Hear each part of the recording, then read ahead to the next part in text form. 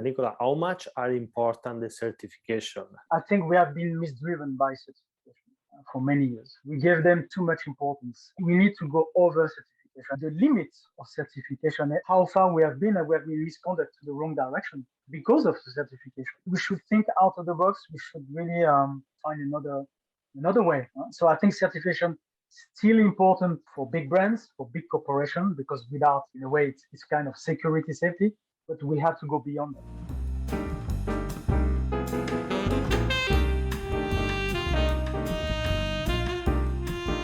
Good evening, everyone. Tonight we have with us another Nicolas from France. So there is 3 Nicos, you see? Yeah, the 3 musketeers. Yeah. That's really a good start. Nice to invite me, guys. Nicolas, in my mind, is the king of denim, but is the most expert person that I know in denim. Is one really person that knows the material and the product 360 degrees. And we love to hear more from his side. What is denim? Can it be sustainable or not? So I want to start, Nico, with our usual question we do to everyone. What is sustainability for you? I don't really like the word sustainability. And I'm going to explain why. It's used all over, overused, communicated. And for me, just the name or what does it mean behind it, I think we lost the essence. I rather to use a different name, and that's why I'm trying also to educate my peers or my colleagues or my teammates. I prefer to call it responsibility to the environment, to the planet, responsibility to the impact we have in the industry. We all always talking about environment, but also responsibility to the social aspect of the industry. Because we affect the workers, we affect the people living close to the factories. So I think it's more responsible vision and more care with these 2 angles, planet, environment, but also the people working in this industry.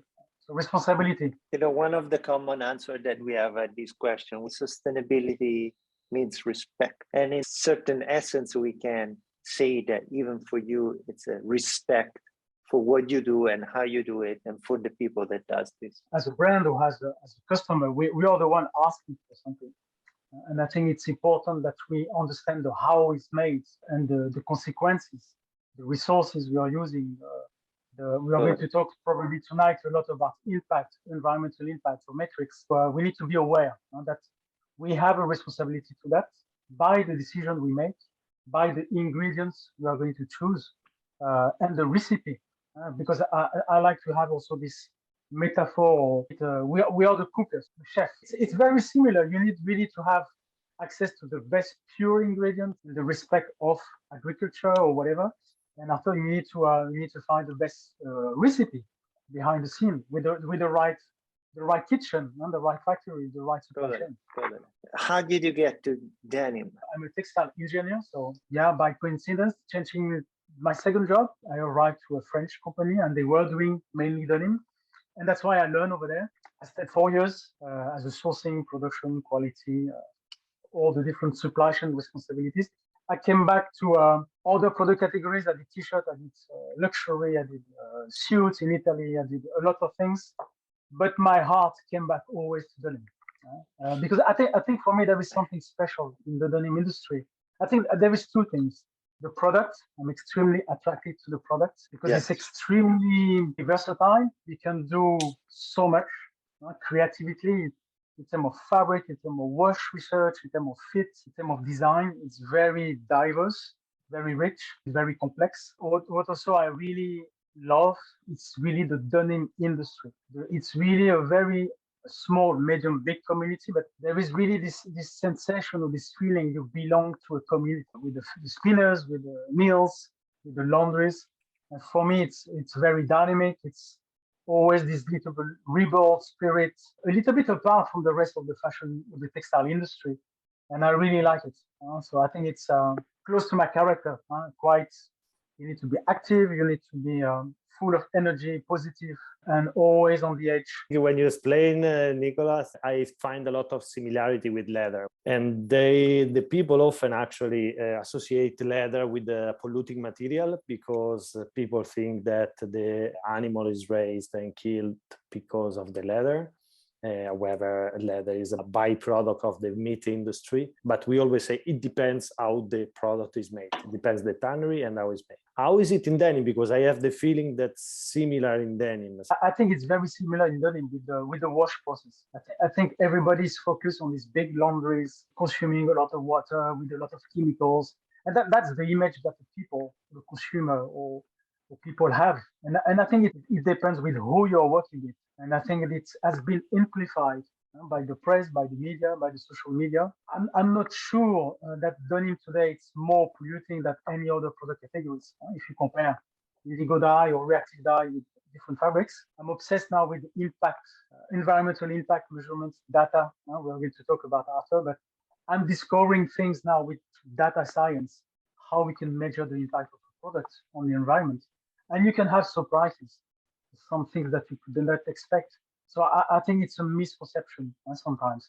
You guys with the leather, but I think it's the same with denim. It's very similar. How do the industry today count LCA for denim? From growing the cotton to the end or only in the factory? You need to have this holistic approach. You have no other choice.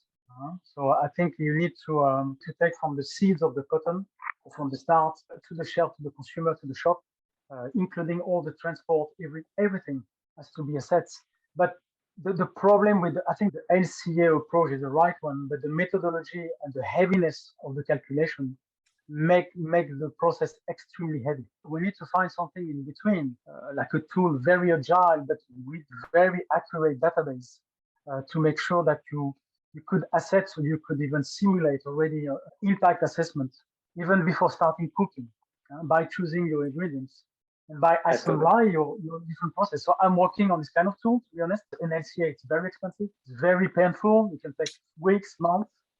Few brands have done it for few products, but we need something more agile, because we need to do all our collection. My objective is to really to engage at scale and not to do a capsule of 5 stars, but really to how we could have this very agile tool, but very precise. And I think it's a tool that all the fashion industry needed. In leather is the same, polyurethane and PVC is the same, but also we need to have objective point of view and not bias. So that's one of the biggest issues of our industry. We need to have data, because the pure data, the primary data exists. It's just the way you have access to it, the way you collect them, and also somebody from outside need to filter. This is the pure data. This is real data. It's not fake. The problem we have listening to transparency in our supply chain is to make sure we have the real data, and the data we have is the correct one. And how to identify if the data is a good, bad level, or it's like a good, better, best, but you need to have also knowledge how to read the data. And often what we see also in the fashion industry is that every brand has their own standard. Every brand calculates in a different way. Not only the brand, but also the certification company. Every certification company has a different point of view, and it's a business, it's no more a certification. So it's a very, very complicated environment. Do you think the fashion industry is moving towards more collaboration to find common standard, or there's still a lot of competition between the brands? I think the last few years, I will talk about textile or fashion industry, you could see a few initiatives about collaboration between brands, collaboration between vendors, collaboration between peers in the industry. But I think it's just the beginning. We did a few things regarding circularity with some external people, but I think it's just the beginning. The problem of this big collaboration with different peers, you try to align it, it's extremely difficult, still very extremely difficult. But I think the spirit of engaging key actors from the supply chain, key brands on very specific topics, also engage the government, the European community also has to step in, because we need the frame from the policymakers. But we need the official framework. We need to have also this lobby with the policymaker to make a statement and to make sure also the rules, because you know what's going to happen. It's European Commission is working on many new policies because the pressure is going to can come from them. And I think that the big mistake we should avoid is they do the rules without consulting the experts. And there will be a completely disconnection from the reality of the industry and where the policymakers want to go. I would go back quickly for our knowledge. What is the most polluting process in the denim production? The most polluting part, it's from the seeds of the cotton to the fabric. It's really the first part. Raising cotton fiber, spinning, dyeing. This is really the old part. And I think, if I remember the number, I think it's between 65% of the impact, environmental impact, is just there. So it means that after the whole process of cutting, sewing, washing, sending back to the customers, it's only a third. In terms of everything, in terms of water, electricity, energy, carbon footprint. And it's crazy that I think everyone around think that the most polluting part of producing denim is in the washing. It's because it's the top of the iceberg. This is the most visible one, but nobody scratched and they go, what's happening before?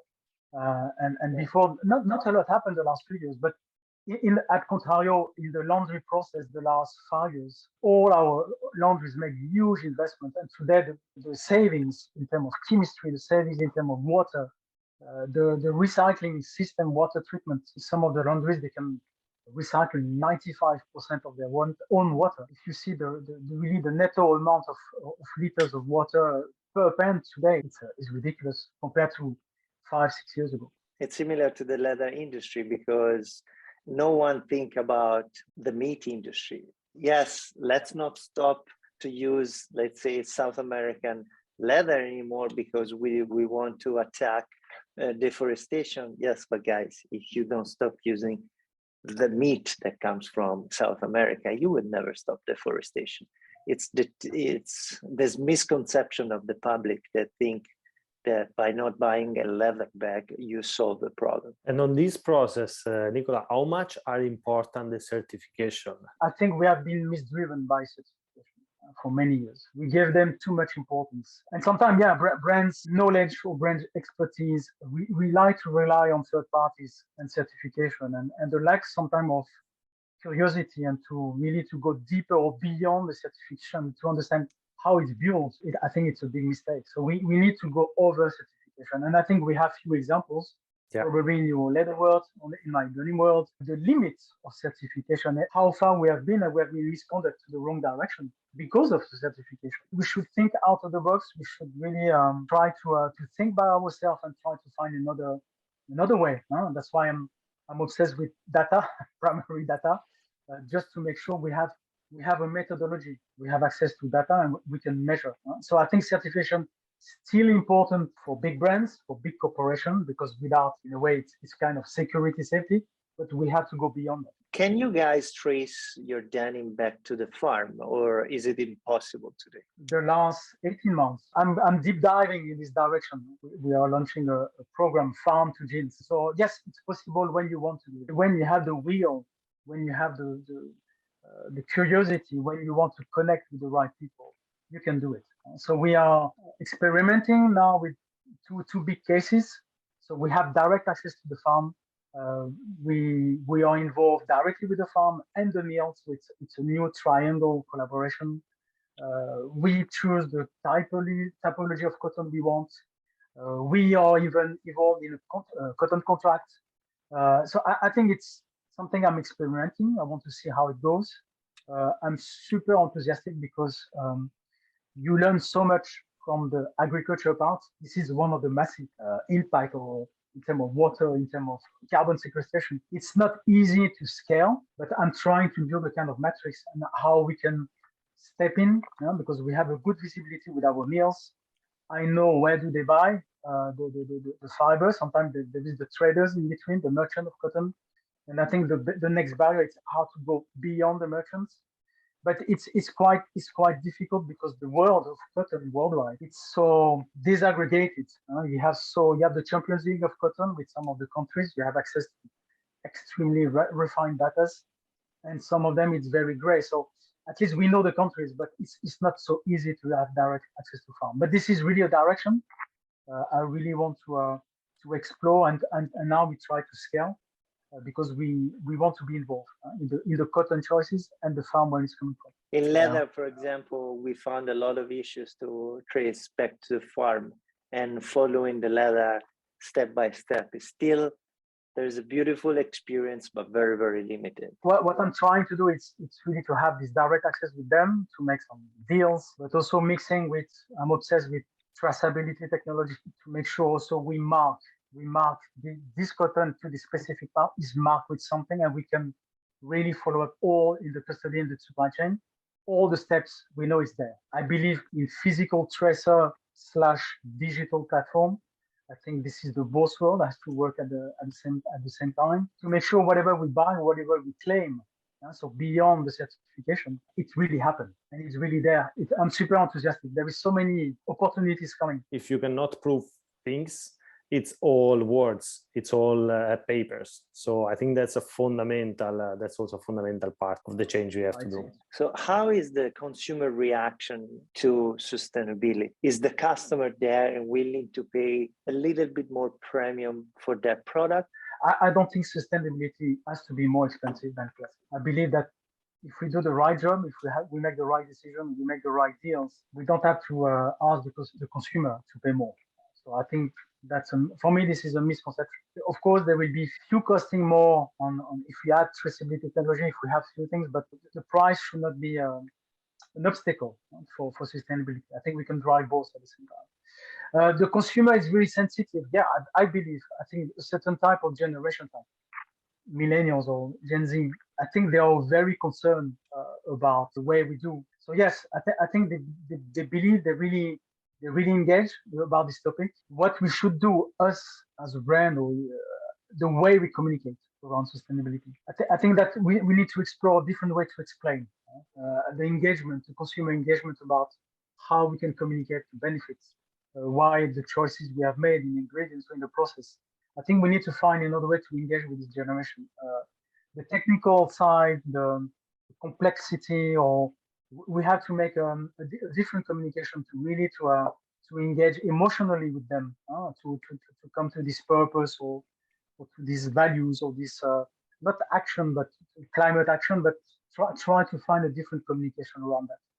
I really believe it's a massive asset for the brands who are going to make it happen in the supply chain, but also the brands who can really engage in terms of communication in different levels. This is probably not my job, but I think there is a new era how to communicate around that. What is missing in the fashion industry to the next step? This alignment in how we measure, how we put pressure. There is many initiatives at this moment, and probably there will be more.